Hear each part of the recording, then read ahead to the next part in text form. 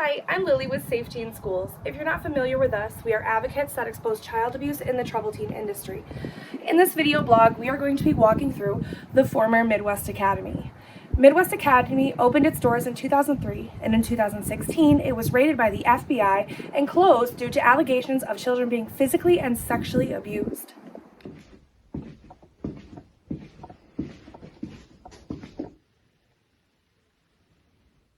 Welcome to the parent room. In this room, staff would bring parents who are interested in placing their child at Midwest Academy to talk to children who are already in the facility.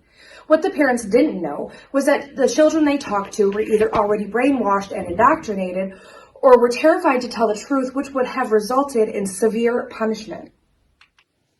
This was the cafeteria, where in the early years, children would eat their meals while being forced to listen to motivational recordings. One thing that remained constant was some food could be used as a tool to either motivate or punish. Also, make sure you don't talk or look at anyone you're not supposed to.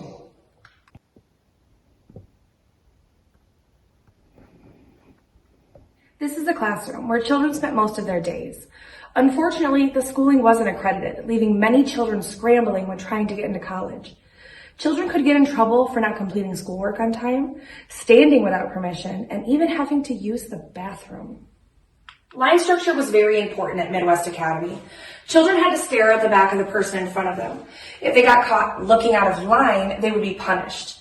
If they looked at the opposite sex, punished. Caught looking out of windows, punished. And they always had to pivot around corners. In the dorm rooms is where the children slept, would read only self-help books if they were level 1, or they could write letters that ended up being monitored and or censored. During bedtime, aka shutdown, talking was not allowed at all, and children were made to face the wall until they fell asleep. This is intervention, also known as OSS. Staff would tell parents that the most out of control come here, and the door stays open so the child can talk it out. That is mostly false.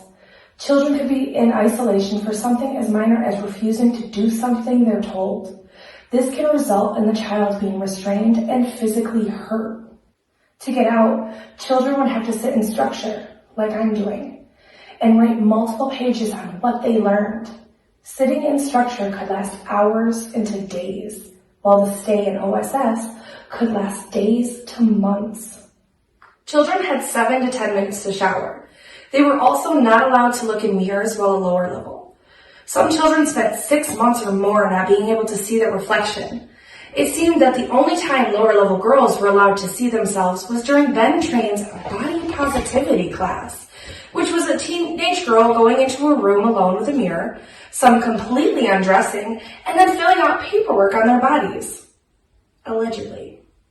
This is the uniform room, where it is alleged that Ben did his body positivity classes. He would have young girls come in, look at themselves in a mirror, and come out and describe to him on paper what their body is like and how they see their body.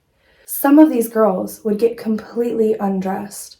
My question is, why does a full-grown man need to know how a teenage girl feels about her body?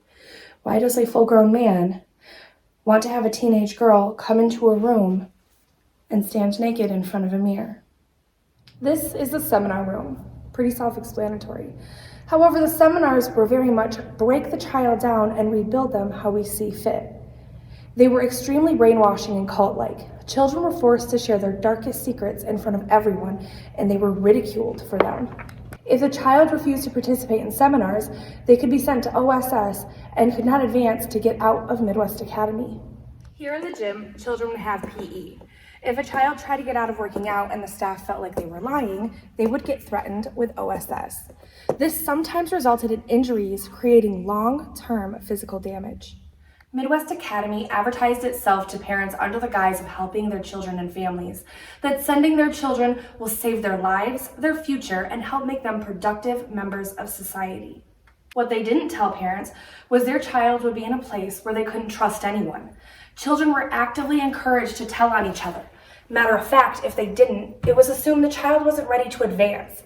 Children were forced on medication when they complained of side effects. Staff dismissed them as the child trying to manipulate them. Very rarely did children actually see a real therapist. Most had group therapy that was ran by unqualified staff, while other children gave feedback. This often led to verbally attacking the child openly dealing with their issues. This is most commonly called attack therapy.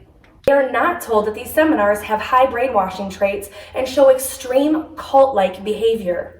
Our brains are not fully developed until we're into our mid-20s, so forcing children into these situations often result in many developing severe mental health issues. While Midwest Academy is now closed and children can no longer be hurt or damaged here, the same cannot be said for other facilities connected to the troubled teen industry that are still open and operating. Midwest Academy is not that different from other facilities in the industry. Be aware and stay informed. For more information, please visit us at safeteenschools.org and please subscribe to our YouTube channel. Thank you.